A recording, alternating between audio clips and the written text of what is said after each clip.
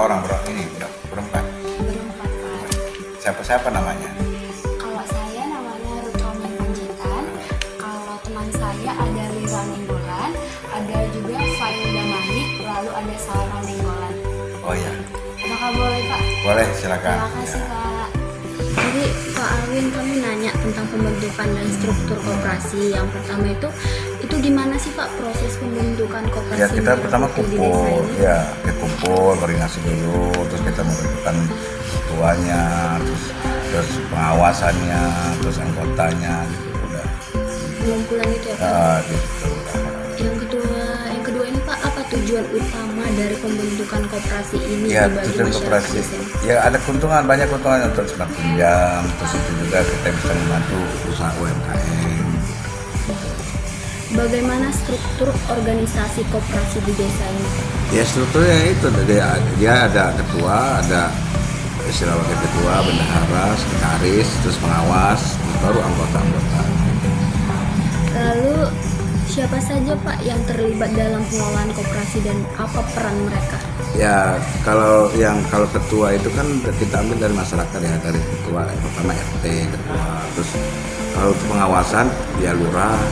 Lalu Pak, gimana Pak persyaratan bagi warga desa untuk menjadi anggota koperasi? Ada persyaratannya nggak? Ya ada, itu yang jelasnya kalau mau jadi anggota gitu ya, yang jelas udah lulus sekolah SMA, terus dia juga bisa berbicara, terus juga istilahnya ya jelas istilahnya itu ya bagus lah, istilahnya memang baik untuk di lapangan. Kalau ini Pak, gimana sistem kepemimpinan dalam koperasi ini dijalankan?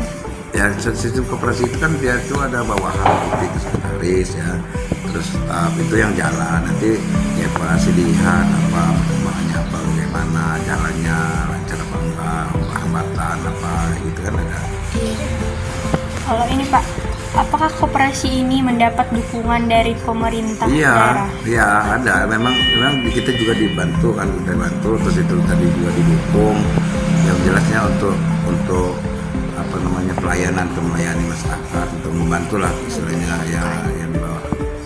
Terus Pak, cara koperasi ini ngelakuin sosialisasi dan edukasi ke masyarakat gitu Pak? Ya mereka nanti kan kalau RT langsung terjun, biasanya mereka itu langsung ke melihat ini kalau seandainya baik apa enggak, ya dijual apa terus itu kita bantu untuk modal usaha kan. Kelayakan ya Pak? Iya kelayakan.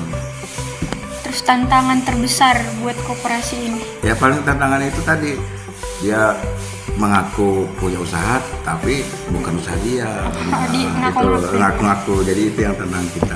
Karena makanya kita administrasi harus ketat benar. Terus Pak, apa masyarakat di sini antusias gitu Pak? Ya buat koperasi? senang benar, jadi mereka menerima, malah mereka senang kan. Jadi nggak perlu susah payah, biasanya kan harus ada pakai ini persyaratan misalnya ini nggak, ini dikasih kepercayaan hanya kepada ketua semua, kan ada pengawasan. Kalau untuk sistem keuangan dan pembukuan koperasi dikelolanya itu bagaimana Pak? Nah sistem dia itu kan sistem pinjam nanti ada potongan, nah itu untuk disimpan boleh, jadi ini nabung mereka kan usaha. Apakah koperasi ini memiliki standar operasional prosedur kayak SOP gitu dalam Iya, menjalankan ya bisnis? harus, ya. Jadi harus ada sistem kayak gitu, macam kayak kalau kredit itu kan harus ada Iya, KTP, prosedurnya KK, gitu ya. prosedur gitu. Kalau untuk strategi koperasi dalam menjaga keberlanjutan dan pertumbuhan bisnisnya itu gimana Pak? Strateginya. Ya itu tadi kita membantu mengembangkan juga, mempromosiin juga apa yang dijual dia, kita promosiin supaya ramai kan, supaya berkembang.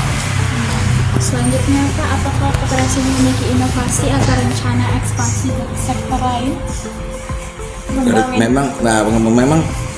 Memang kalau kira-kira bagus untuk apa namanya koperasi itu ya bisa kita istilah kembangin kan, kita contoh lah, beri contoh mana yang bagus kan.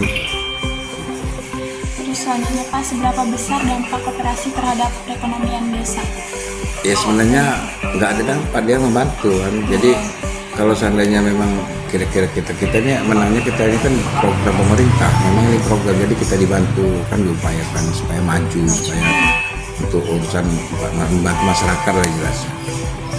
Selanjutnya, apa bentuk dukungan yang dibutuhkan dari pemerintah atau sekedar stakeholder lain untuk meningkatkan efektivitas koperasi? Ya, jadi kalau kita bantuan itu kalau seandainya memang kita butuh kendaraan, butuh operasional itu mungkin kita minta bantuan. Tapi kalau seandainya memang untuk pertama ya biasa kita jalanin dulu apa yang ada. Nah, jadi setelah kalau memang udah maju, udah bangkit, ya kalau mau pasti mereka juga bantu, kayak gitu kerjasama. Selanjutnya, bagaimana koperasi menangani masalah atau konflik yang muncul di antara anggota? Ya itu biasanya kan terlambatan ya nggak apa-apa, istilahnya bisa dikompromi lah, bisa dimusyawarahin jadi berembuk lah.